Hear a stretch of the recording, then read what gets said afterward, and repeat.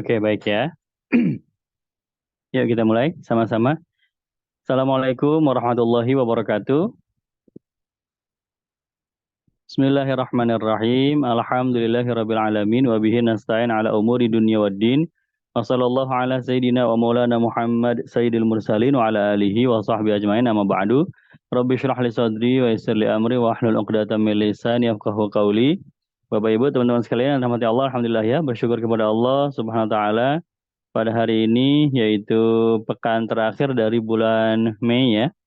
Kita bisa berkumpul kembali dalam majelis ilmu, kajian Zoom setiap Senin malam ya, pukul 8, yang mana tema kita masih melanjutkan seputar keunikan, keindahan, dan kesan yang terkandung dalam Al-Quran ya, di mana misi kita adalah mencari minimal satu keunikan ya, atau satu kesan dari setiap satu halaman ya. Jadi nggak dicari semua. Kalau dicari semua, insya Allah tiap ayat ada aja ya hal-hal yang indahnya, hal-hal yang ajaib dari Al-Quran. Tapi misi kita minimal satu halaman satu. Jadi ketika kita sedang tilawah harian ya, target kita, harapan kita adalah kita merindukan untuk membuka halaman berikutnya, karena di halaman berikutnya ada lagi kesan yang indah lagi, halaman itu ya, yang bikin kita penasaran ya. Baik, kita sudah sampai di juz 4, 10 halaman pertama. Insya Allah akan kita lanjutkan pada malam hari ini di juz kelima ya. Juz keempat 10 halaman kedua maksud saya. Juz keempat 10 halaman kedua dimulai dari halaman 72 ya. Kemarin sampai di halaman 71. Nanti halaman 82 itu juz kelima ya, begitu. Tapi sebelumnya seperti biasa akan saya buka lagi atau saya sampaikan lagi, yaitu kitab-kitab yang menjadi rujukan ya, baik berbahasa Indonesia maupun berbahasa Arab ya. Pekan lalu kita sudah membuka kitab tentang kitab berbahasa Arab ya, dari Dr. Fadil Soleh As-Samaroi. Nah, pekan ini bahasa Indonesia lagi. Ini eh, menarik nih ya, karena rupanya ya kitabnya saya yakin Bapak Ibu sudah kenal atau sudah pernah dengar ya, tapi rupanya di sini menyimpan banyak sekali harta karun tentang keunikan Al-Qur'an ya. Nah, ini dia kitabnya ini. Tafsir Al-Misbah, yaitu Dr. Quraisy Shihab. Ya, kenapa? Karena dari subjudulnya aja sudah kelihatan pesan, kesan, dan keserasian Al-Qur'an. Oh, jadi beliau memang bukan hanya memasukkan tafsir, tafsir berarti pendalaman ayat ya, pendalaman ayat, penjelasan ayat, tetapi juga ada munasabahnya. Kaitannya apa nih? Kelompok ayat yang ini dengan kelompok ayat berikutnya pasti ada hubungannya. Kenapa kok tiba-tiba membahas masalah ini? Dari masalah itu kenapa membahas masalah ini? Ya, itu namanya keterkaitan. Dan memang itu salah satu objek yang menjadi ketertarikan tersendiri bagi Dr. Quraisy Shihab ya. Saya pernah menonton podcastnya. Beliau itu memang tertarik sekali, merasa tertantang karena orang-orang apa namanya, yang tidak suka dengan Al-Quran, mereka selalu menyudutkan dengan mengatakan Quran itu ayatnya lompat-lompat, sebentar bahas ini, sebentar bahas itu, ya. Itu bukti bahwa Quran bukan buatan, bukan datang dari Allah Subhanahu Wa Taala. Kenapa? Ayatnya lompat-lompat, tidak teratur, tidak ada keteraturan. Nah, justru itu dibantah oleh ulama-ulama kita ya, yang menekuni munasabah ayat. Oh, jangan salah, justru ada keindahan yang sangat luar biasa kalau kita menekuni apa namanya, keterhubungan antara ayat dengan ayat atau surat dengan surat. Dan itu salah satunya bisa kita bahas bisa kita temukan di tafsir Al-Misbah ini ya. Kemudian juga selain munasabah ayat, juga di dalam buku tersebut ada keunikan-keunikannya ya dibahas. kenapa ini kok yang digunakan bentuknya kata ini, kenapa bukan kata itu, begitu ya. Jadi memang Dr. Quresyab itu mengumpulkan dari berbagai macam tafsir, tafsir-tafsir terbaru terutama ya. Sya'rawi dari Mesir, kemudian Said Sabiq ya, kemudian juga mufasir-mufasir lain yang memang beliau senangi sudut pandangnya, kemudian jadikan satu, begitu. Jadi ini cocok sekali kalau memang kita senang dengan keindahan-keindahan atau kesan-kesan pada Al-Quran ya, walaupun memang lebih banyak tafsirnya. Jadi ya nggak hanya latoif doang isinya, tapi ya tafsir juga. Jadi kita harus pelan-pelan bacanya. Kalau memang kita pengennya cuma keindahannya doang. Jadi bagian mana nih yang indah gitu? Karena memang ini tafsir. Ininya buku sendiri ini 15 jilid ya. Ini jilid satu, 15 jilid. Jadi ya kebayang ya. eh Membacanya sudah kekenyangan kita ya. Jadi kalau buku yang kemarin yang bahasa Arab tuh ya, Fadil Soleh As-Samaroid itu memang isinya hanya keindahan Al-Qur'annya aja ya, keunikannya aja. Ya jadi nggak pakai tafsir, nggak pakai apa. Kalau ini ya kita harus cari secara manual yang dibaca. Nanti ketemu, oh ini salah satunya keindahannya. Ada di paragraf sekian ya. Kadang-kadang nggak ada juga. Ya kadang-kadang ada, kadang-kadang nggak ada. Begitu. Tapi eh, ini buku yang cukup bagus kalau senang dengan Lataiful Quran ya, silahkan membaca buku ini ya. 15 jilid itu berapa harganya ya, mungkin antara kurang lebihnya 1 juta atau di bawah 1 juta, di atas 1 juta saya lupa ya. Hasil kalau nggak salah bisa bisa dibeli secara ketengan ya, eceran juga bisa. Jus apa jilid satu dulu baru jilid dua ya, di Tokopedia atau di Shopee silahkan ya, secara online atau di toko buku offline juga silahkan ya, datang ke toko buku atau ke toko kitab di kota-kota terdekat Anda itu, silahkan ya, boleh. Baik, yuk kita mulai pembahasan kita. Seperti biasa, siapkan Al-Quran. Saya juga sama menyiapkan Al-Quran ya, walaupun yang saya buka nanti Al-Quran aplikasi. Kemudian juga alat tulis. Nah, alat tulisnya kemarin sudah dibahas ya. Yang tipis-tipis saja. Ya, pensil atau stabilo yang warnanya pucat ya. Yang jelas kita menandai mushaf kita, tapi jangan sampai membuat jadi nggak bisa dibaca gitu ya. Kalau kalau tipis kan tetap bisa dibaca ya. Begitu. Kemudian kita mulai kajiannya ya. Dari halaman 72. Nah, itu ada yang mau PDF-nya silakan tuh. Ada yang memberikan linknya ya. Kalau PDF-nya baca ya. Tentu lebih lelah ya matanya. Ya baca buku fisik aja kita lelah, apalagi baca buku PDF. Cuman bagi yang ingin melihat sekilas dalamnya silahkan ya. Yuk halaman 72. Saya buka aplikasinya dulu. Aplikasi Mushaf Al-Madinah An-Nabawiyah. Baik, halaman, oh masih surat Ali Imran ya. Oke, sudah halaman 72, baru kemudian saya berbagi layar. Berbagi layar ini ya.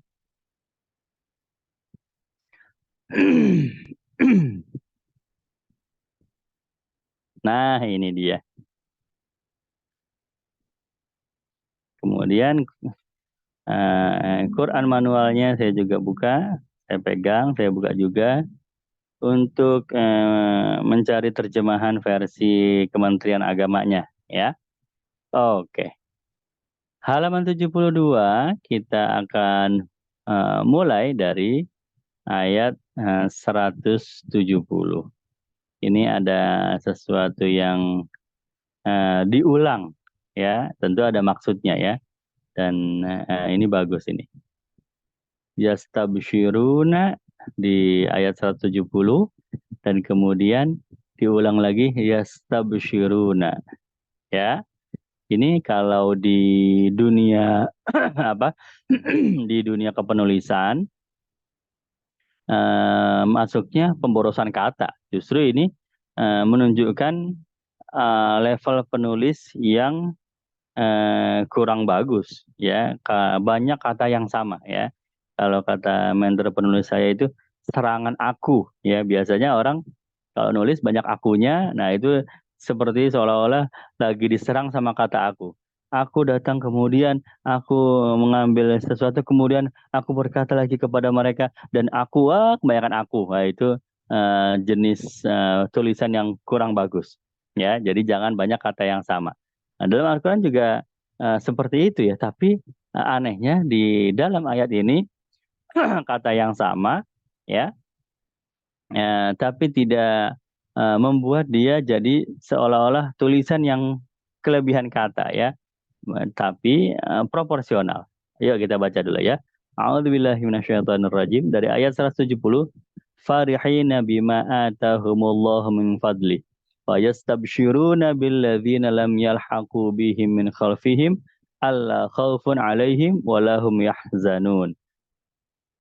Yastabshiruna bi ni'matin minallah wa fadlin wa annallaha la yudhi'u ajral mu'minin, ya.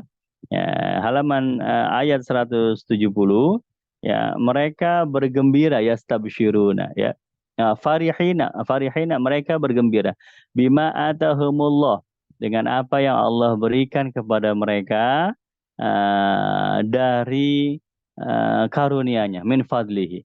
Wa yastabshiruna, dan mereka bergirang hati, ya, bergirang hati billadzina lam yalhaqu bihi min khalfihim, ya, dengan apa-apa yang masih tertinggal di belakang mereka, yang belum menyusul mereka, ya.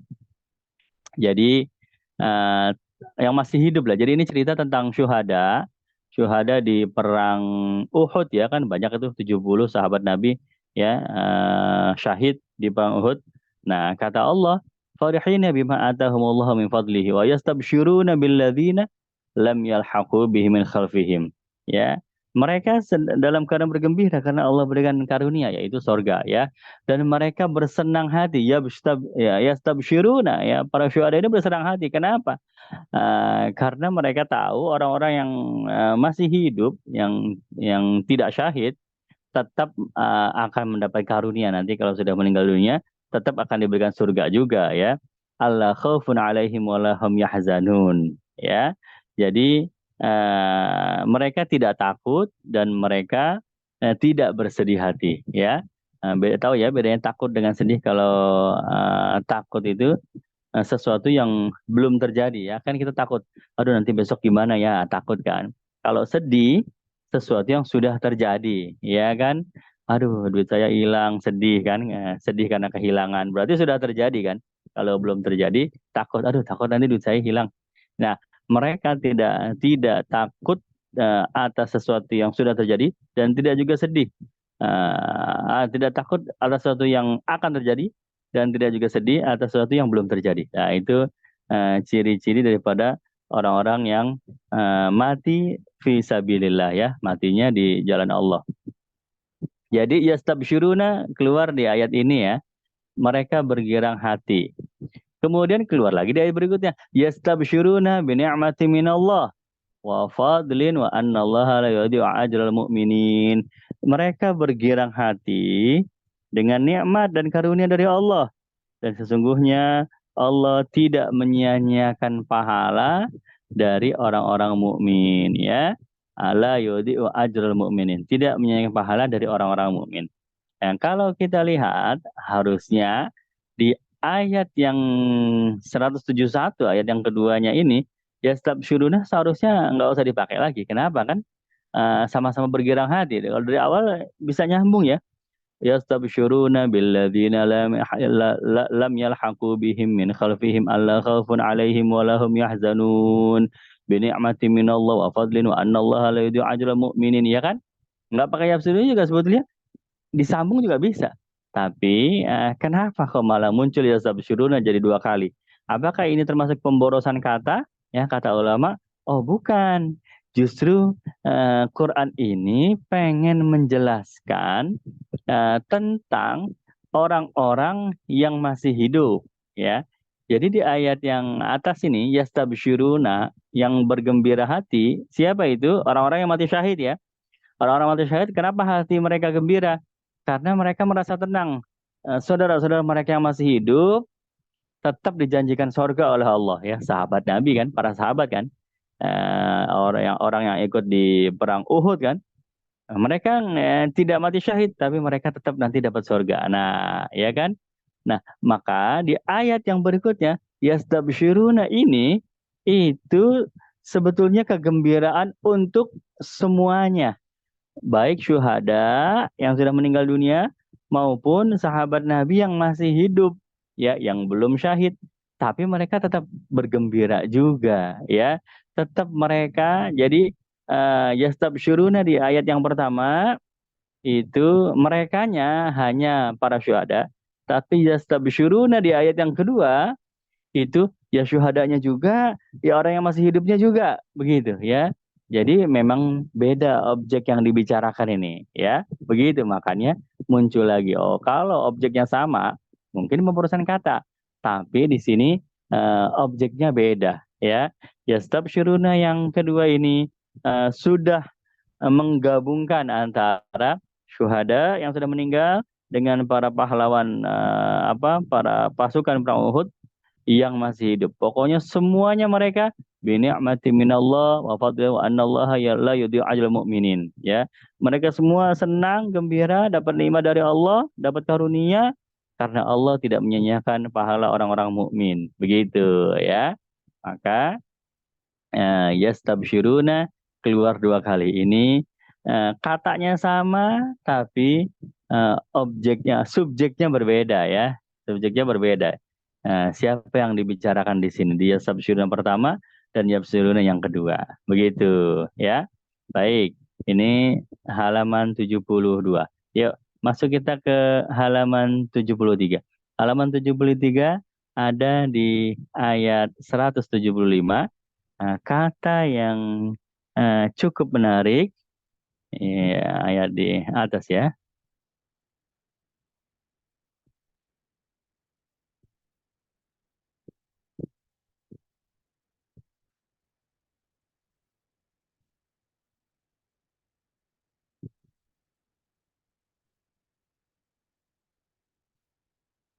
Bentar.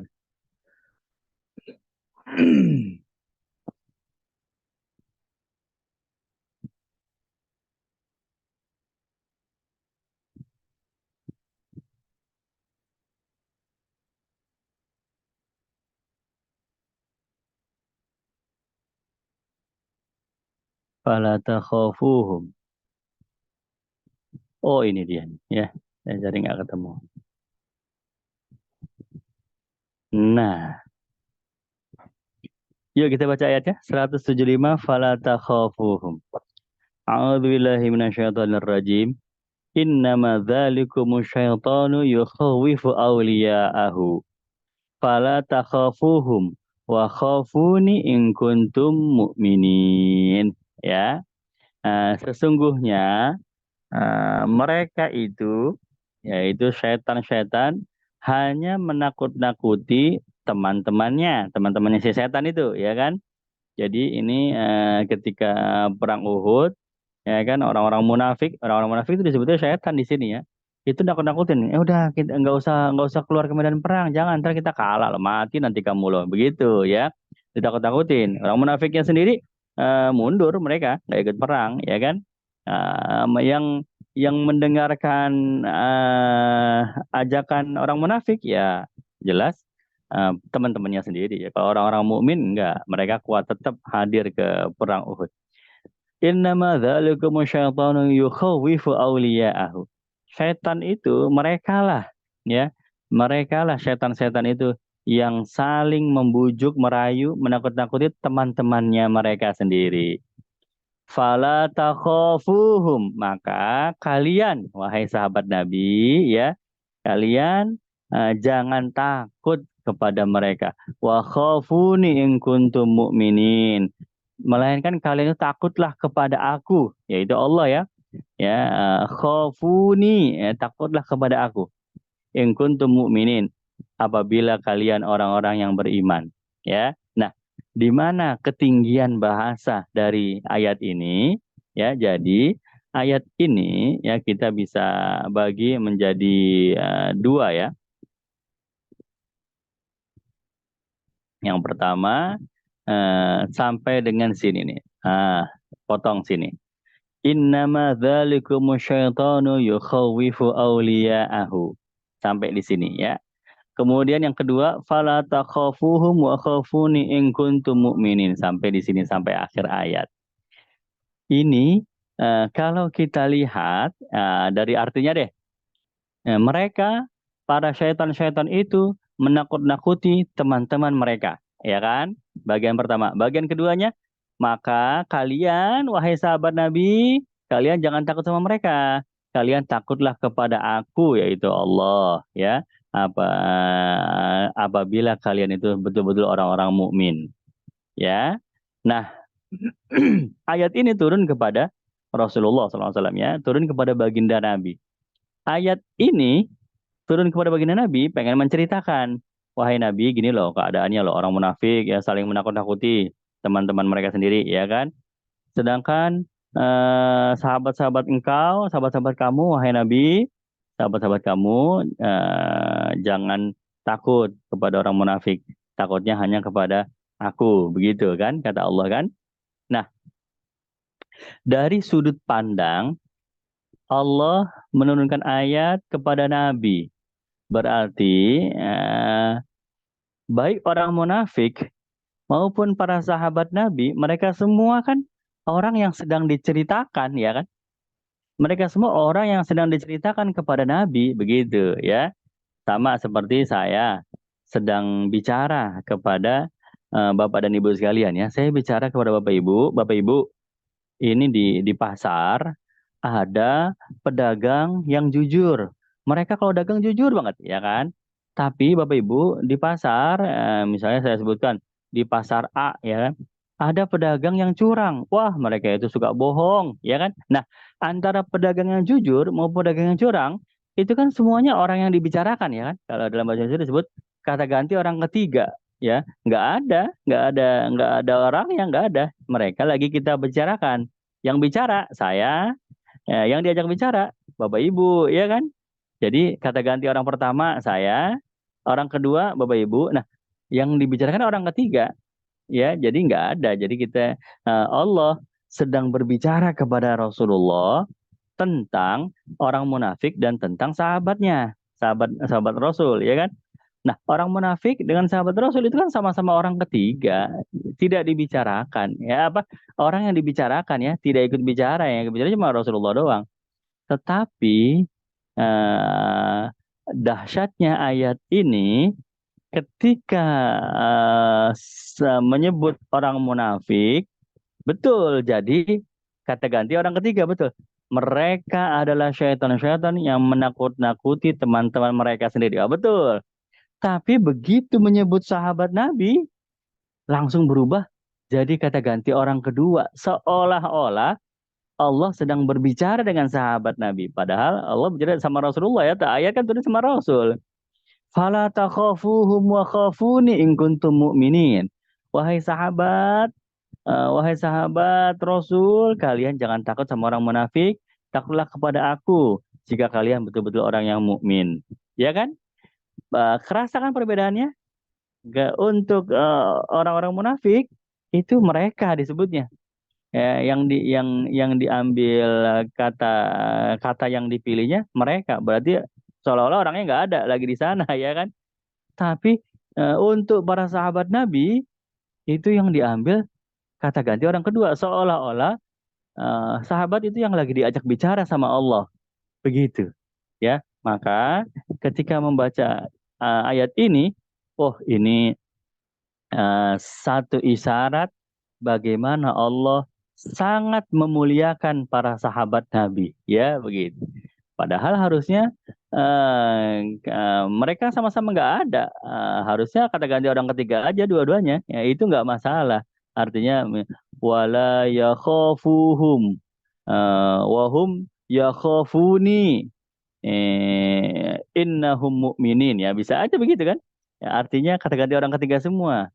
Dan mereka para sahabat-sahabat kamu itu wahai Rasul, mereka itu janganlah mereka takut kepada orang-orang munafik, melainkan mereka itu takutlah kepada aku kalau mereka itu betul orang mukmin.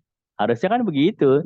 Ya biar fair dong, kan sama-sama nggak ada orangnya. Orang munafik yang nggak ada, sahabatnya nggak, sahabat Nabi juga nggak ada ya. Ini yang berbicara Allah dengan Rasulnya langsung. Tetapi nggak begitu. Kata yang muncul adalah fala takhafuhum. Janganlah kalian takut, ya kalian tuh. Kayak lagi dari bicara kan. Wa khafuni, ya ini lebih jelas lagi. Takutlah kepada aku tuh. Berarti emang lagi dari bicara ini. Ya, sahabat lagi diajak bicara kepada Allah ya. Gaya bahasanya seolah-olah seperti Allah sedang berbicara kepada para sahabat. Nah, inilah dia kenapa ayat ini begitu tinggi bahasanya ya, karena perubahan kata ganti yang mendadak antara kata ganti orang ketiga berubah menjadi kata ganti orang kedua ya. Begitu subjeknya ganti. Subjeknya tadinya kan orang munafik berubah menjadi sahabat Nabi. Masya Allah ya. Ini menunjukkan bagaimana Allah memuliakan, menghormati sahabat Nabi. Sampai begitu ya. Kata gantinya dipakai yang lebih sopan ya. Insya Allah. Baik, ini halaman 73. Nah, sekarang halaman 74. Nah, ini menarik nih. Halaman 74 ini juga apa? Luar biasa. Halaman 74 ada di ayat 182.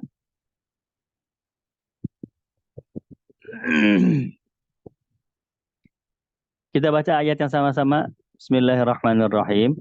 Dzalika bima qaddamat aydikum wa annallaha laisa bidzallamin lil abid. Ya, ayat 182. Demikian itu disebabkan oleh perbuatan tanganmu sendiri dan sesungguhnya Allah tidak menzalimi hamba-hambanya. Ya. Nah, ini kaitannya dengan ayat di atasnya ini. Jadi siapa yang dimaksud di sini? Yaitu orang-orang Yahudi ya. Laqad sami'allahu qawla alladziina qalu innallaha faqir wa nahnu agniya. Sanaktubu ma qalu wa qad lahumul anbiya bighairi haqq wa naqulu dzuqu adzabal hariq. Ya, ini ayat di atasnya tuh. Allah mendengar perkataan orang-orang Yahudi yang berkata Allah itu miskin, sedangkan kami adalah kaya, begitu ya kan? Ini kaitannya kenapa Yahudi ngomong begini? Karena turun ayat yang mana siapa yang mau meminjamkan kepada Allah hartanya, artinya eh, untuk membantu orang lain, ya itu bahasa Quran, bahasa yang bagus sebetulnya, ya bukan berarti Allah butuh, pengen pinjam uang, bukan, tapi itu satu kata pujian, seolah-olah orang yang bersedekah dia sedang meminjamkan kepada Allah. Pasti Allah ganti kan kalau dipinjamkan begitu.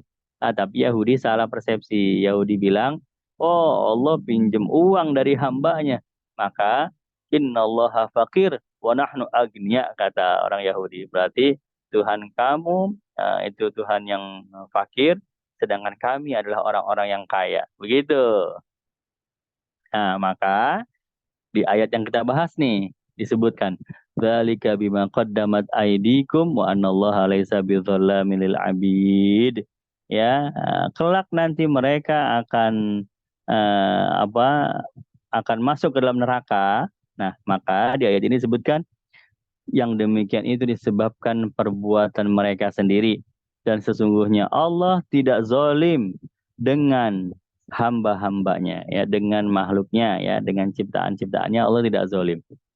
Nah, sekarang pertanyaannya, kenapa kok ayat ini bisa unik ya? Karena penggunaan kata abid. Abid artinya hamba ya. Abdun ya artinya hamba. Ya, jadi memang eh, makhluk, makhluknya Allah atau hambanya Allah atau ciptaannya Allah. Ya, jadi orang Yahudi ya abid disebutnya. Nah, tetapi Bapak Ibu sekalian, teman-teman yang dirahmati Allah, di dalam Quran itu ada juga kata ibad. ya kan? Antara abid dengan ibad. Fadkhuli fi ibadi wadkhuli jannati. Ya kan ada kan di surah Al-Fajr? Ibad itu. Ibad jadi ibadi karena hamba-hambaku ya kan?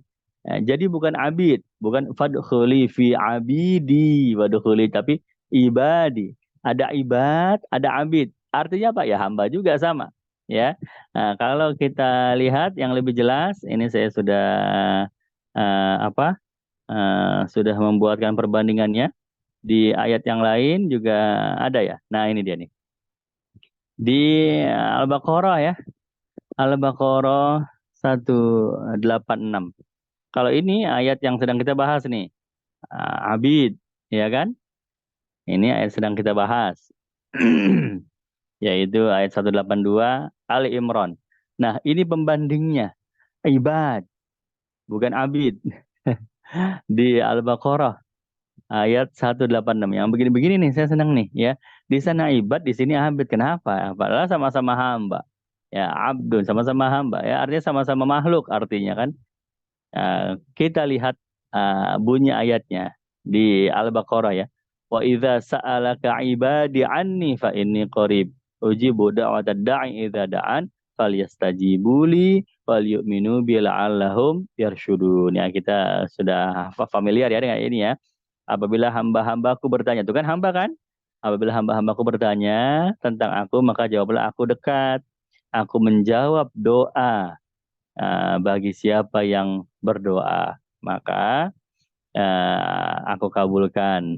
Ya, ya kemudian berimanlah. Hendaklah mereka meminta kepadaku dan hendaklah mereka beriman kepadaku agar mereka beruntung. Ya kan? Nah, di ayat yang kedua ini, wa idza sa'alaka ibadi, eh, hamba-hambaku bertanya tentang aku. Berarti konteksnya adalah hamba-hambanya Allah yang taat ya, yang soleh, yang taat. Di ayat yang atas, hamba-hamba Allah yang maksiat atau yang durhaka. Sebab orang-orang Yahudi kan, konteksnya kan. Ya makhluk-makhluknya Allah, mana ciptaan Allah juga kan Yahudi. Nah, kalau hamba Allah yang durhaka itu pakainya abid. Itu di semua kosakata Al-Qur'an. Kalau konteksnya lagi bahas hamba Allah yang durhaka, abid, tidak ada ibad. Kalau ibad itu pasti hamba Allah yang taat ya, kayak di surah Al-Fajr, wadkhuli fi ibadi wadkhuli jannati, itu hamba yang masuk surga kan? Berarti ibad pakainya begitu. Ini konsisten ya Al-Qur'an di semua ayatnya antara abid dengan ibad. Abid itu kalau hambanya atau makhluk Allah yang durhaka, tapi kalau ibad makhluk Allah yang taat, ya. Nah, uniknya, nah ini sisi uniknya lagi nih. Uniknya, kenapa yang dipilih yang ibad untuk yang taat? Karena tulisannya mengandung huruf alif. Eh, coba Bapak Ibu perhatikan lagi ya. Tulisannya mengandung huruf alif loh ini. Ibadi ini ada alifnya ini. Ibadi, ibad, ya kan? Ada alifnya. Alif itu adalah huruf yang digambarkan tegak, berdiri kokoh, ya. Terhormat abid itu, alif itu ya. Alif itu terhormat karena dia tegak, berdiri kokoh, ya. Sedangkan abid itu nggak pakai alif, pakainya ya. Yang ini ya, pakainya ya. Iya itu turun ke bawah. Bahkan titiknya di bawah. Bahkan dua lagi ya. Udah di bawah, dua lagi. Dua-dua di bawah semua ya kan. Artinya eh, lambang dari kerendahan, kehinaan ya. Sesuatu yang di bawah kan buat diinjak-injak ya kan. Nah ini simbol dari huruf. Alif itu huruf yang terhormat karena dia tegak dan kokoh. Iya, itu huruf yang rendah karena dia memang letaknya di bawah. Ya, jadi eh, untuk hamba-hamba Allah yang durhaka pakainya abid karena mereka itu orang-orang golongan orang rendah, ya kan? Durhakanya mereka itu menyebabkan mereka rendah derajat. Sedangkan orang-orang yang taat pakainya ibad karena mereka golongan orang-orang yang terhormat. Masya Allah ya. Ketika dijelasin kayak gini saya kagum. luar biasa. Milihnya pintar banget ya. Ini apa namanya? Kalamullah ya. Kalau buatan manusia nggak bisa kayak begini. Karena dua-duanya artinya sama. Abid dengan ibad artinya sama. Ya, baru bisa dibedakan. Baru pakai Quran. Quran yang mulai membedakannya. Ini yang buat kita berdecak kagum. Subhanallah. Bisa ya. Antara abid sama ibad dipilih mana yang apa terhormat, mana yang rendah. Wah, subhanallah. Cakep, cakep ya. Ini halaman 74 ya. Baik, kita kembali lagi ke mushaf ini. Oke, sekarang halaman 75. Halaman 75, nah ini juga menarik ini. Ayatnya sudah hafal tapi kita belum tahu di mana keunikannya ya. 193 ya.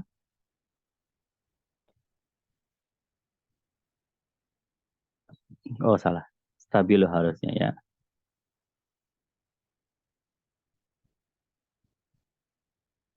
Ini dengan ini ya. Ini doa yang sering kita baca. Ya, a'udzubillahi minasyaitonirrajim.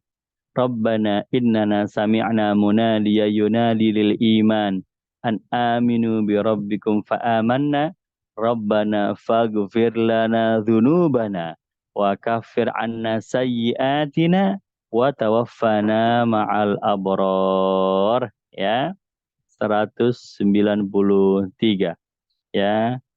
Ya Tuhan kami, sesungguhnya kami mendengar orang-orang yang menyeru kepada iman ya. Kami mendengar sami'na munadian panggilan dari orang-orang yang menyeru kami untuk beriman. Ya, untuk beriman. Berimanlah kepada Tuhanmu. Seruannya seperti itu. Ya, maka kami beriman wahai Allah ya. Kemudian Rabbana faghfir lana dzunubana. Ya Allah, ampunilah dosa-dosa kami. Wa kafir anna sayyiatina. Dan hapuskanlah kesalahan-kesalahan kami. Wa tawaffana ma'al abrar. Dan matikanlah kami bersama golongan orang-orang yang dekat denganmu ya, abror. Nah, di sini ada dua nih yang jadi apa? Yang jadi permintaan, yaitu dosa, zunubana dengan kesalahan, sayyiatina. Untuk dosa, Quran ambil kata faghfir lana. Untuk kesalahan, ya artinya kalau dosa itu sesuatu yang besar ya, apa membangkang kepada Allah dengan perkara yang besar, makanya jadi dosa. Ya dosa besar lah ibaratnya. Sedangkan sayyiat, apa bedanya zunub dengan sayyiat, dosa dengan sayyiat? Sayyiat itu kesalahan, tapi kesalahan-kesalahan kecil. Ya, kesalahan kecil. Kalau zunub, dosa itu kesalahan besar. Nah, kesalahan besar dipasangkan dengan igfir lana. Yang kecil, kafir anna sayyiatina ya. Kafaroh. Cukup ditutupi saja. Kafaroh itu kan untuk menutupi ya. Kayak kafaroh puasa ya. Puasa kita batal di siang hari di bulan Ramadan gara-gara berhubungan sama istri. Ya sudah, itu sudah terjadi, maka ya udah gimana cara menutupinya? Menutupinya dengan puasa 2 bulan berturut-turut gitu. Itu namanya kafaroh kan? Jadi menutupi. Jadi kalau dosa kecil cukup ditutupin aja sama Allah Ta'ala. Yang penting nanti nggak kelihatan di akhirat gitu ya. Kesalahan-kesalahan kecil, dosa-dosa kecil, ya udah ditutupin, dibungkus, rapi. Yang penting di akhirat nggak kelihatan. Begitu. Maka cukup kafir anna sayyiatina. Tapi kalau dosa besar, zunubana, dosa besar, nggak cukup ditutupin ya. Orang dosanya besar, nutupin pakai apa ya? Maka yang dibutuhkan adalah pengampunan, dihapus selama-lamanya. Ya kalau hapus kan udah nggak ada lagi barangnya. Kalau nggak ada barangnya, ya nggak usah ditutupin, nggak ada yang bisa ditutupin, ya kan? Udah orang udah hilang barangnya. Maka yang dibutuhkan untuk dosa besar adalah pengampunan atau faghfir lana. Jadi ini ayat ini masuk dalam kategori ketepatan Al-Quran dalam memasangkan ayat, ya. Zunubana dipasangkan dengan faghfir lana, wa kaffir anna dipasangkan dengan sayyi'atina. Wah, ini pas nih. Kalau dibalik aja, faghfir lana sayyi'atina wa kaffir anna zunubana. Jadi nggak cocok, ya. Dosa besar kok ditutupin, ya. Ya, bakal ketahuan juga, ya kan? Sepandai-pandainya menutupi bangkai, tercium juga, ya, kalau bahasa peribahasa, ya kan? Nggak cocok. Dosa kecil dihapus, yang perlu dihapus itu yang dosa besar, yang dibuang selama-lamanya itu yang dosa besar, begitu, ya. Masya Allah, ini salah satu dari eh, keindahan atau ketepatan dalam memilih kata. Jadi kita tahu, ya, oh, bedanya ini ya, zunubana dengan sayyiatina. Ya, kirain sama-sama dosa, ya, iya, tapi yang ini dosa besar, yang ini dosa kecil, ya. Baik, ini untuk halaman 75, ya. Nah, sekarang kita ke halaman 76.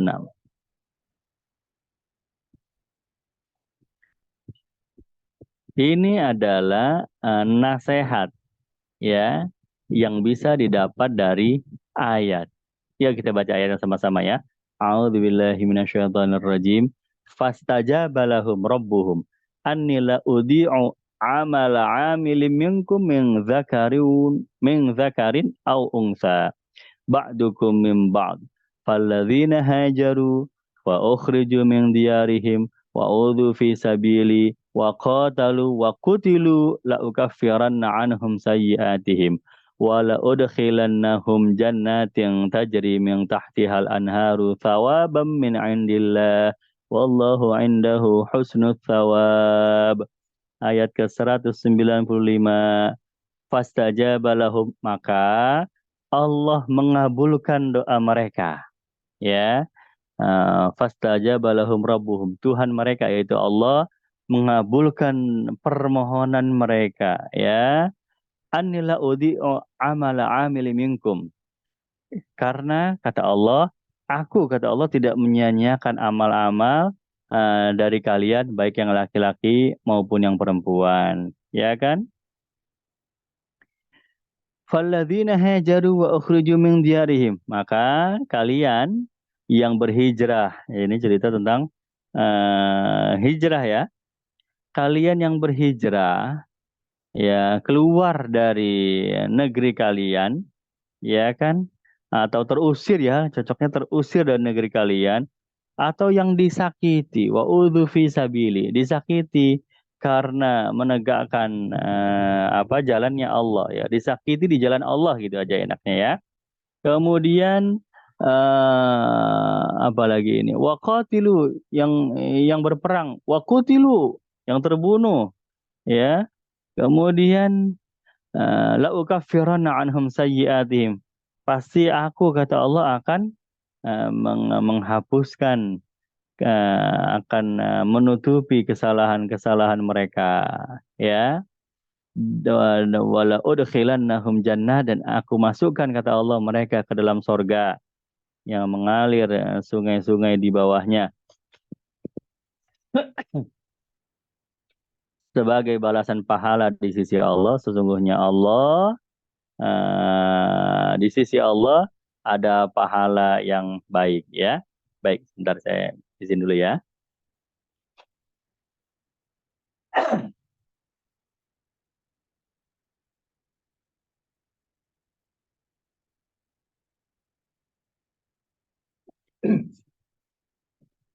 Yuk, lanjut. Jadi ayat ini, lihat di awal ayatnya. Nah, lihat awal ayatnya ini, ya.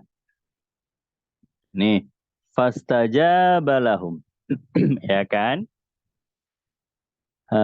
Aku, kata Allah, mengijabah, menjawab. Jawab itu dari bahasa Arab, ya, istajabah, ya, menjawab, menjawab doa mereka, ya kan? Terus kemudian tiba-tiba lanjut ayatnya menerangkan tentang perjuangan mereka, atau ikhtiar mereka. Alladzina hajaru, mereka yang berhijrah, wa ukhriju min diyarihim, keluar dari negerinya, wa udhu fi sabil, dan disakiti di jalannya, di jalan Allah, wa qatalu, dan mereka yang berperang, wa qutilu, dan mereka yang terbunuh, ya kan. Jadi Ada berapa macam itu usaha-usaha yang sudah mereka lakukan? Ya, para sahabat ya ini ya. Ada berapa macam usaha ikhtiar yang sudah dilakukan? Berhijrah, keluar dari negerinya, kemudian disakiti, kemudian berperang, kemudian terbunuh, ya kan banyak usaha-usaha mereka. Nah, ketika ayat ini dibuka dengan fastajabalahum, Allah mengabulkan doa mereka. Tetapi di tengah-tengah ayat disebutkan usaha-usaha tapi nggak begitu aja dikabulkan gitu ya kalau bahasa kita. Allah mengabulkan doa mereka. Tapi nggak begitu aja dikabulkan. Kamu tahu nggak kenapa mereka dikabulkan? Nih alasannya. Karena mereka sudah berhijrah dan mereka sudah keluar dari kampung mereka dan mereka juga disakiti di jalan aku kata Allah dan mereka juga sudah berperang dan mereka juga bahkan ada yang terbunuh begitu ya kan. Nah, berarti di balik doa yang diijabah selalu ada ikhtiar, selalu ada usaha yang besar di belakangnya. Begitu ya. Jadi ayat ini tuh nyambungnya enak banget, cakep banget. Ngabis bahas masalah doa diijabah, tiba-tiba bahas masalah usaha-usaha mereka itu. Mereka yang diijabah doanya itu sebetulnya usahanya apa? Begitu. Jadi tidak begitu aja doa diijabah, kitanya kagak usaha. Enggak, ya. Kita doa sama Allah, kitanya usaha. Bahkan bukan cuma usaha, usaha yang besar, ya. Baru nanti akan kita lihat ijabahnya Allah. Fastajabalahum rabbuhum. Masya Allah, ya. Jadi ayat ini tuh memberi nasihat yang halus banget, ya. Enak banget ngasih nasihatnya, ya. Gitu, jangan jangan cuma doa doang, usahanya kagak. Eh, Doa kemudian diiringi dengan ikhtiar. Ya, itulah yang menyebabkan doa itu diijabah. Masya Allah ya. Ini akhir dari surat Al Imran ya, tapi bukan akhir dari pembahasan kita karena kita masih sampai juz 5 ya. Yuk lanjut lagi halaman 77 ya. Halaman 77. Nah ini seru ini ya. Ini sering ya saya bawa kalau di Zoom-Zoom yang dulu-dulu ya untuk menerangkan keumuman kata yang dibawa dalam Al-Qur'an sebetulnya kekhususan kata tapi sebetulnya maknanya umum begitu ya. Nah ini ayatnya ini. Wala ta'kulu ya. Yuk kita baca sama-sama. A'udzubillahi minasyaitonirrajim.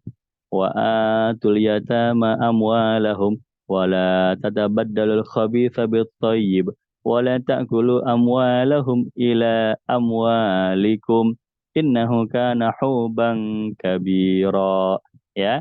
Nah, ini bagi kita yang coba mentafsirkan Al-Qur'an. Nah, ketemu ayat yang seperti ini sulit ya. Jadi memang jangan tafsir Al-Quran ya.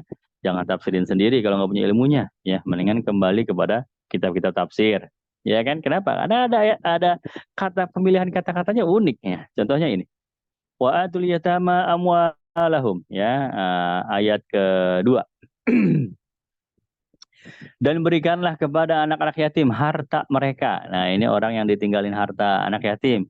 Kasih hartanya sama mereka ya. Dan janganlah kamu menukar yang baik dengan yang buruk. Tatabaddalu al-khabisa bit-thayyib ya. Yang jelek ditukar sama yang bagus ya, ya. Yang jelek dikasih ke anak yatim, yang bagus dipakai sendiri. Jangan ya, kan itu harta ya kasih apa adanya.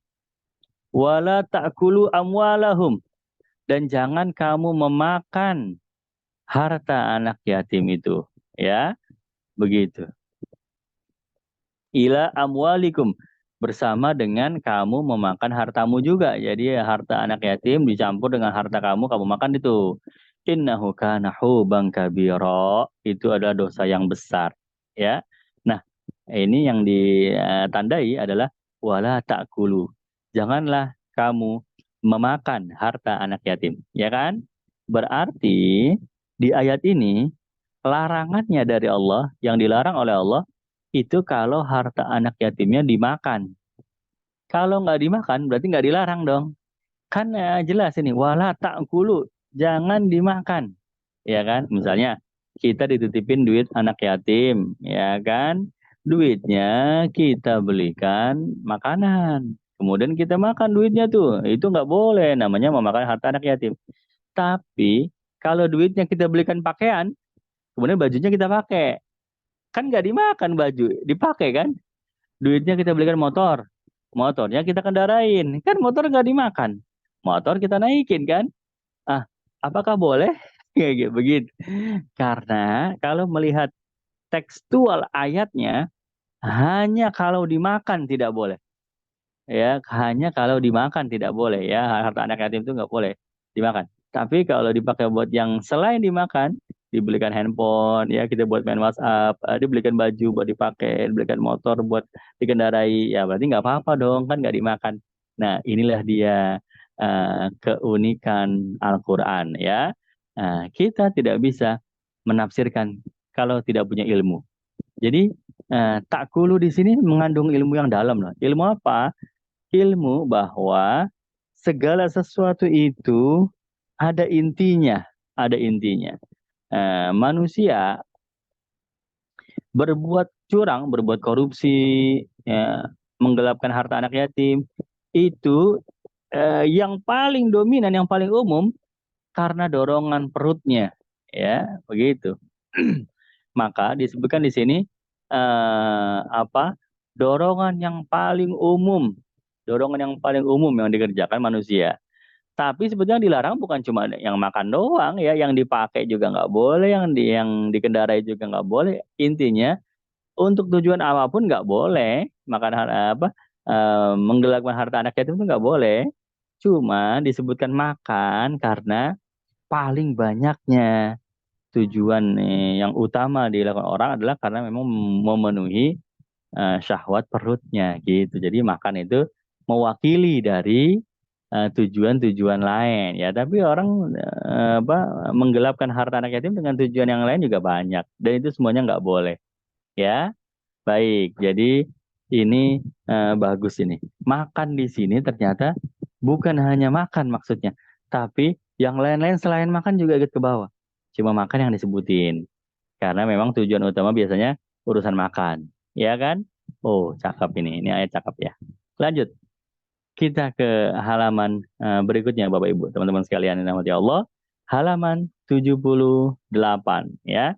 Halaman 78 ini juga sama ya. Temanya masih sama.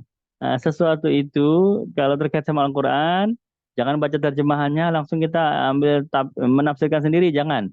Bisa keliru ya kan, kayak tadi makan ternyata yang nggak dimakan juga nggak boleh. Ini juga sama ini. Ya, kalau kita lihat di ayat ke-11 ya. Ada fauqa di sini. Ini ayat tentang pembagian warisan. Yuk kita baca ya ayatnya.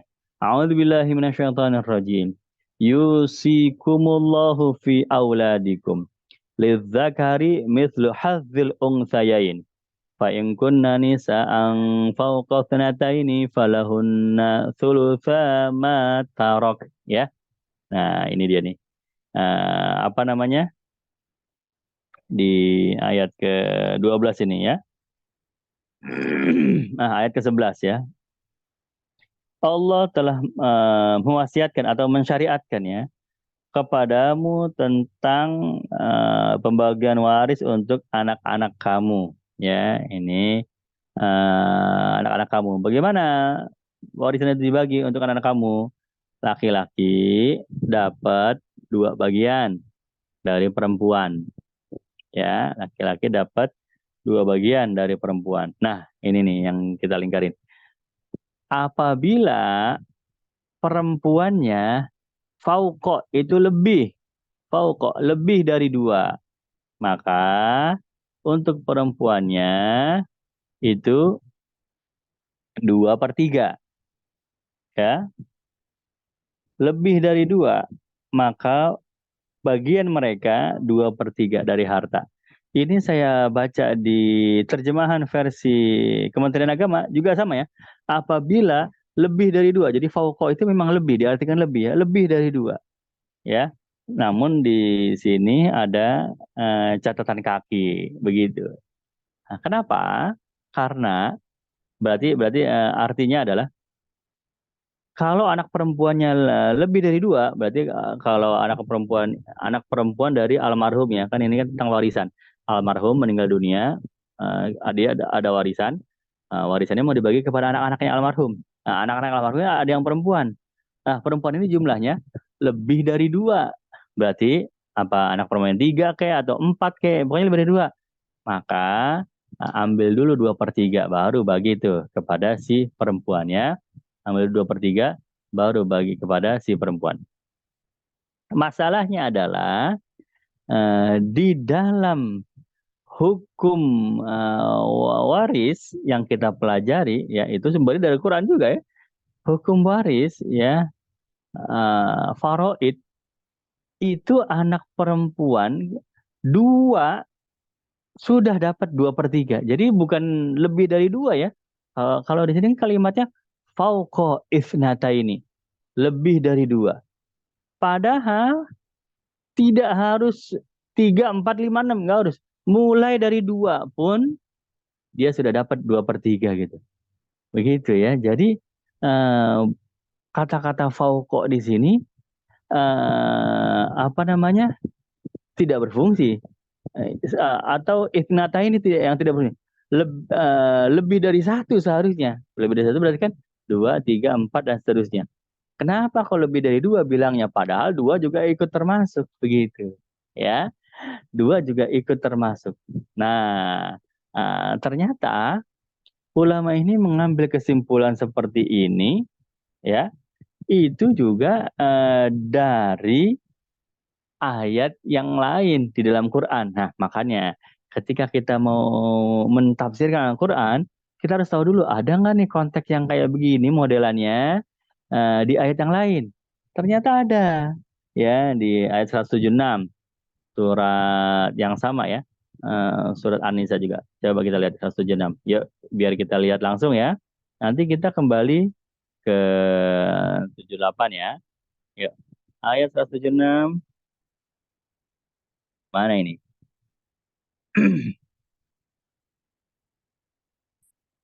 Nah, ini salah satu kelemahan aplikasi ini ya, kalau buka halaman satu-satu. Ya, nggak bisa langsung kita pengen ke halaman sekian. Nah, gitu ya.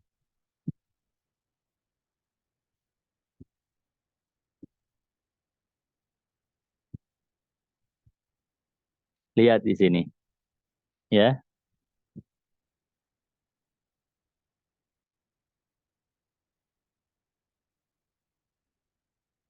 di sini dua saudara perempuan.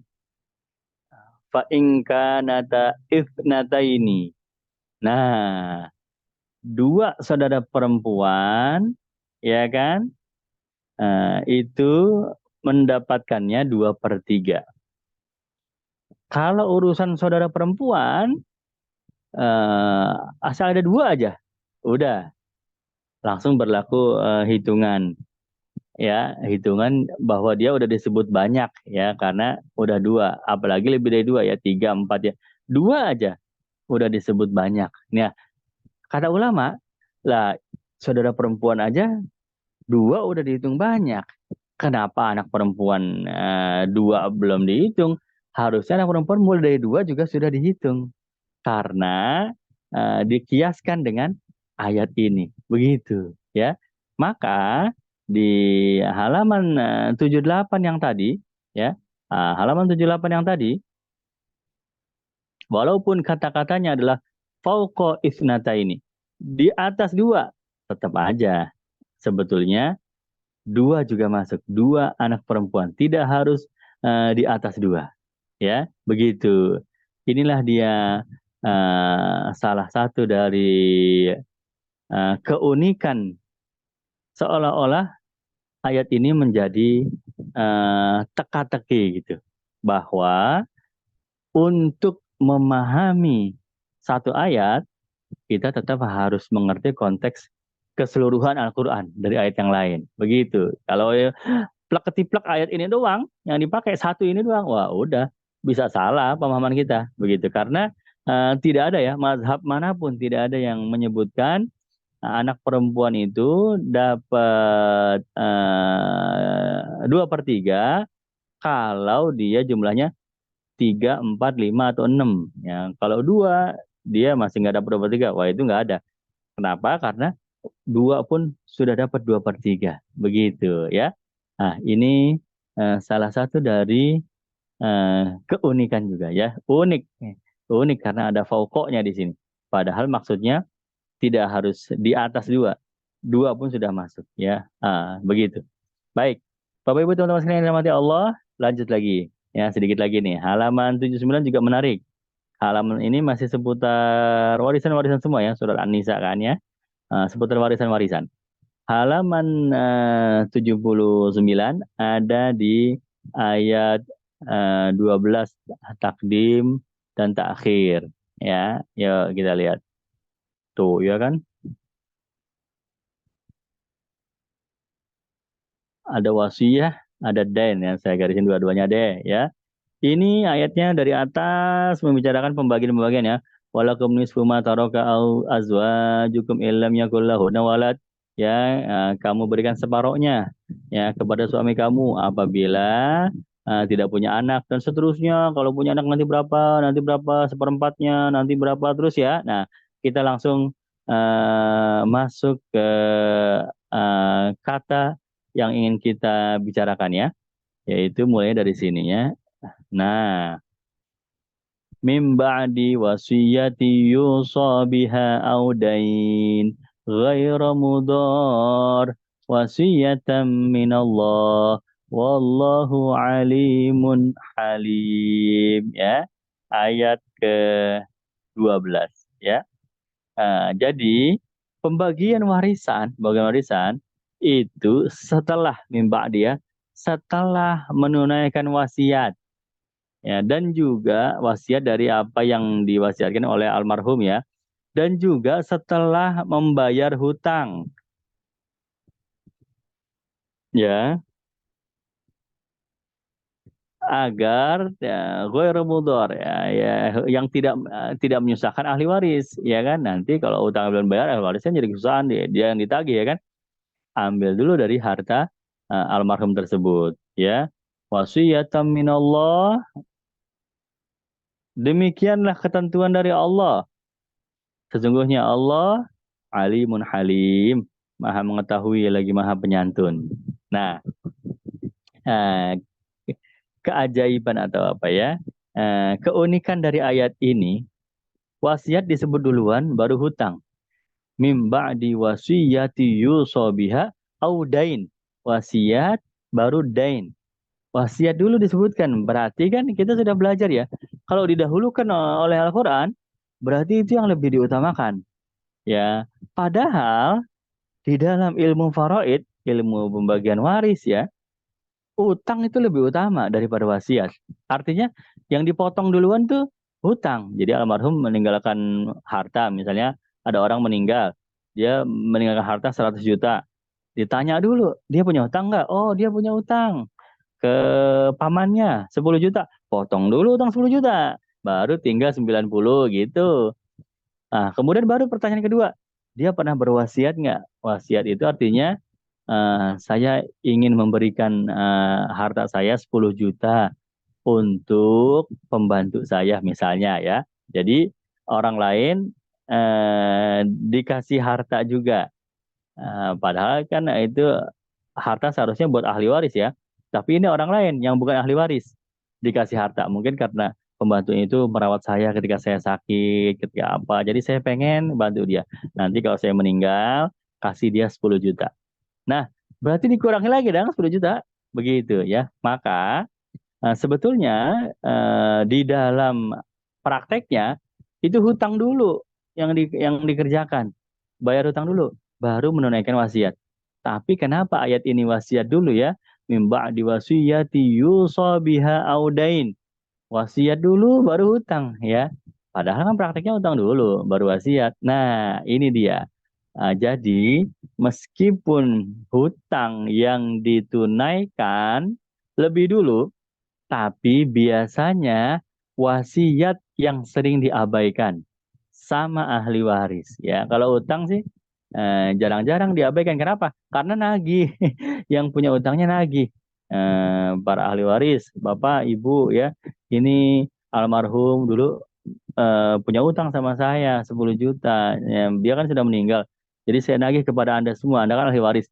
Utang biasanya ditagih sama yang punya utang. Makanya nggak usah diingetin, nggak usah terlalu diutamakan juga. Orang pasti inget. Tapi kalau wasiat, biasanya nggak enak ya. Orang yang dapat wasiat, pembantunya, Bapak Ibu, sebetulnya kemarin Pak Bos wasiat. Bahkan kadang-kadang yang diberi wasiat itu nggak tahu.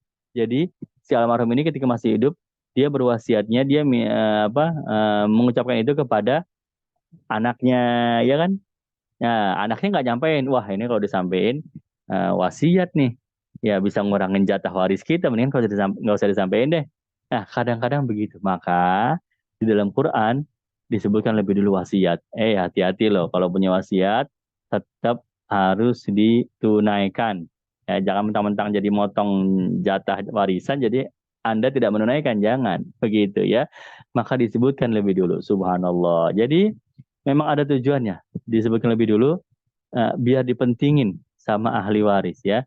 Jangan nggak mentingin ya. Itu urusan wasiat.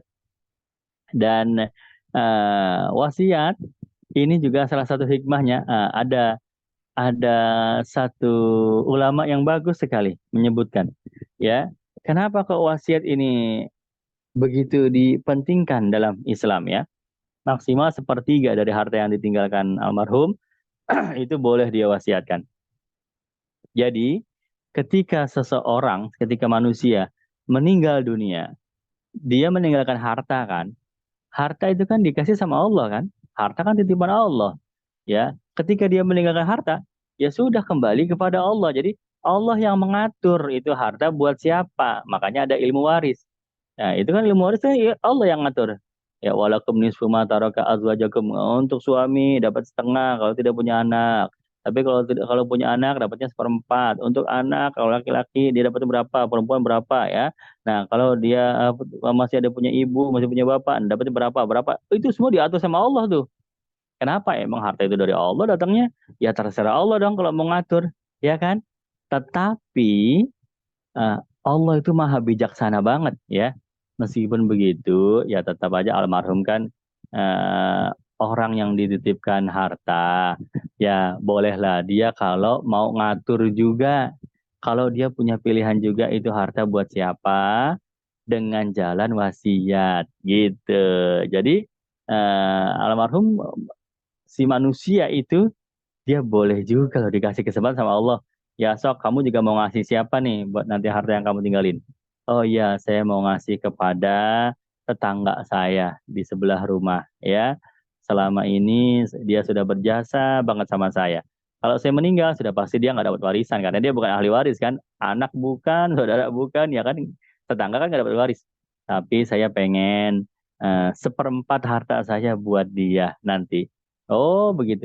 Allah berikan kesempatan kepada manusia untuk mengatur juga hartanya nanti kalau sudah meninggal mau diberikan kepada siapa yang dia inginkan ya. Nah, dikasih kesempatan tuh minimal maksimal sepertiga. Ya kalau mau diambil semua sepertiganya ya, tapi kalau seperempat atau seperlima atau disebutkan jumlah sekian juta ya sudah tidak apa-apa ya, Masya Allah. Jadi wasiat itu adalah bukti betapa bijaksananya Allah Ta'ala sama manusia. Ya walaupun itu harta pemberian Allah, Allah sudah ngatur nanti buat siapa kalau nanti kamu meninggal dunia. Tetap kamu dapat kesempatan juga kalau kamu punya orang yang pengen kamu kasih. Silakan. Dengan jalan apa? Dengan jalan wasiat. Jadi ada apa? Ada aturannya ya, dikasih aturan yaitu dari cara wasiat. Masya Allah ya. Baik, yang berikutnya. Ini lucu ini. Ya, ini salah satu ayat yang eh, halus sekali ya, menggambarkan betapa Al-Quran itu bahasanya sangat berbudi luhur, sangat adabnya tinggi, bukan pakai bahasa-bahasa kotor, bukan ya. Nah, ini ada di ayat 19. Kita baca ayatnya. ya ayyuhalladzina amanu la yahillu lakum an tarithun nisaa karha wa la ta'dhuluhunna litadhhabu bi ba'di ma ataitumuhunna illa an ya'tina bi fahishatin mubayyinah wa ashiruhunna bil ma'ruf fa in karihtumuhunna fa asa an takrahu syai'a wa yaj'alallahu fihi khairan katsira. Ayat ke-19. Wahai orang-orang yang beriman, ya ayyuhalladzina amanu, tidaklah halal bagi kamu mewarisi perempuan dengan jalan paksa. Ini jahiliyah ya. Ya, istri diwarisin kepada anaknya. Perempuan yang sudah dinikahi sama bapaknya itu bisa diwarisin kepada anak. Jadi anak yang nikahi perempuan itu ya, nauzubillah. Tidak halal bagi kamu mewarisi perempuan dan janganlah kamu menyusahkan mereka karena hendak mengambil kembali sebagian dari apa yang telah kamu berikan kepadanya. Ya, begitu. Nah, kemudian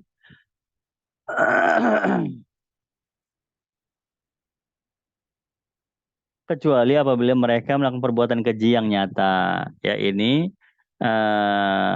apabila mendapati istri melakukan perbuatan yang kurang terpuji, maka boleh dikasih teguran, ya kan? Kemudian kalau nggak mempan juga, ya sudah boleh ditalak dia dengan cara baik-baik, ya begitu. Nah, kemudian lanjut lagi. Nah, ini yang akan kita bahas. Wa ashiruhunna bil ma'ruf. Dan kamu bergaulah kepada istrimu dengan cara yang baik, ma'ruf, ya. Fa'in karihtumuhunna, kalau kamu memang udah nggak suka sama mereka, sabar, kamu perlakukan dengan sabar, ya. Kemudian kamu lakukan mereka dengan sabar. Kemudian asa an takrahu syai'a wa yaj'alallahu fihi khairan katsira. Boleh jadi kamu nggak suka, tapi di situ ada kebaikan dari Allah yang banyak gitu. Jadi kamu sabarin dulu, jangan langsung tiba-tiba main talak aja istri kamu gitu, ya. Nah, ini yang menariknya dari pemakaian kata wa ashiruhunna bil ma'ruf. Pergaulkanlah istri kamu dengan jalan yang baik, ya. Kalau dari bahasa Arab, ashir ya, ashir itu artinya 10 loh, ya. Wahid, isnin, salasah, arba, khamsah, kemudian sittah, sab'ah, kemudian samaniyah, tis'ah, asyroh, ya kan? Ashir atau asyroh. Kalau ashir ke 10, ya sama. Asyroh 10. Jadi ashir itu sebetulnya 10. Ya, tapi memang orang Arab biasa menyebut ashir sebagai eh, dua orang yang punya kedekatan, begitu. Kan 10 itu 1 sama 0 ya kan? Bisa disebut 10 kalau ada satunya sama ada nolnya, dia nggak bisa berpisah. Kalau nolnya nggak ada, ya nggak jadi 10 nyebutnya kita, ya kan? Atau kalau satunya nggak ada, ya nggak jadi 10 juga. Nah, maka 1 dengan 0 itu selalu bersama-sama di dalam angka 10. Ya memang yang namanya 10 ya 1 dan 0, ya kan? Maka asyir itu menggambarkan kedekatan kedua orang. Jadi orang-orang itu bilangnya asyiruhunna. Itu dua orang yang sedang berdekatan, ya kan? Atau hubungan mereka dekat begitu. Nah, tetapi tidak menuju kepada hubungan suami istri, beda lagi ya. Artinya berhubungan badan ya, berhubungan intim. Enggak. Dalam omongan orang Arab biasa, yaitu hanya dua orang ini punya hubungan dekat lah gitu ya. Apa teman dekat, apa sahabat dekat, atau memang dia suami istri, menggambarkan hubungannya aja ya. Ikatan kejiwaannya aja dekat gitu. Tetapi di dalam konteks ayat ini justru diarahkan menjadi hubungan suami istri. Apabila kalian para suami berhubungan suami istri dengan istri kalian, berhubunganlah dengan cara yang baik. Nah, ini bahasanya halus banget. Enggak pakai ngomong berhubungan sama istri, tapi pakainya ashir. Ashiruhunna. Yang justru asal katanya dari angka 10 ya.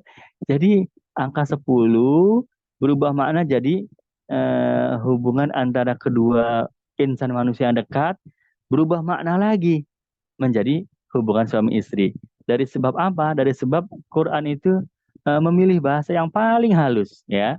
Jadi di sepanjang Quran, ya, dari surat pertama sampai surat ke-114, ya, kalau menyebutkan hubungan suami istri atau hubungan intim, nggak pernah pakai bahasa itu, karena bahasa itu terlalu kurang sopan, ya.